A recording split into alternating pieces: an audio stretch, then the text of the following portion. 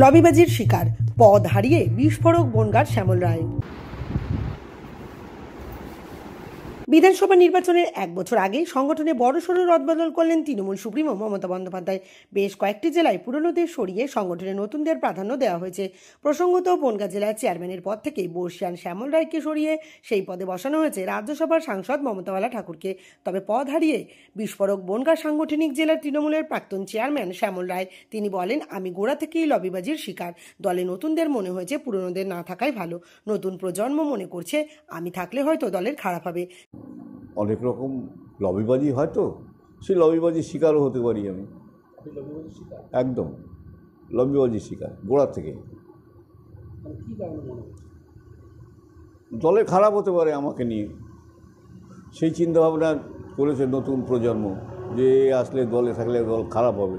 তার বক্তব্য, নতুনদের সুযোগ দেওয়ার জন্য পুরনোদের বাদ দেওয়া হয়েছে, সেই কারণেই হয়তো তাকে পদ থেকে সরানো হয়েছে।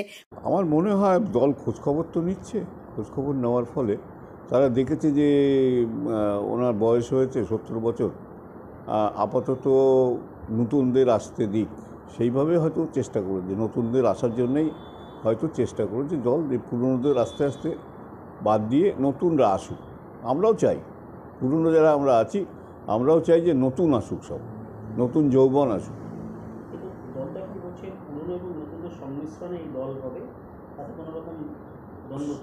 সব জায়গায় সংমিশ্রণে চলবে না, একদম সব জায়গায় সংমিশ্রণ, এখানেও সংমিশ্রণ হলে চলতো, কিন্তু দল চিন্তা করেছে, নতুনরা চিন্তা করেছে এই নেওয়া যাবে না।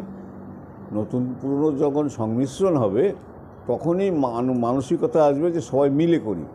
এখানে হয়তো নতুনদের মনে হয়েছে যে পুরনো না আসলেও ভালো, তাদের জায়গাটা হয়তো নষ্ট হতে পারে। বনগাঁর বিদায়ী তৃণমূল চেয়ারম্যানের সংযোজন পদ থেকে সরালে মনে কষ্ট তো হবেই, কষ্ট হলেও দলের স্বার্থে তিনি তা মেনে নিয়েছেন। এর মধ্যে কষ্ট তো হয়ই, এটা স্বাভাবিক ব্যাপার। ও বলে মানে ঢাক গুড় করে লাভ নেই, মনের মধ্যে কষ্ট হয়। কষ্ট হলেও দলের স্বার্থে, দলের ভালো হোক এই কামনা করেই আমি ওটা মেনে নিচ্ছি। কাঠিবাজি শিকার তো বলেই দিলাম আগে, একটুখানি আছে কাঠিবাজি, দলে থাকলে একটু কাঠিবাজি হয়। দেখছি তো সব জায়গায় বড় বড় নেতাদের সব কাঠিবাজি চলে, আমাদের এখানে ছোটোখাটো সব ব্যাপার।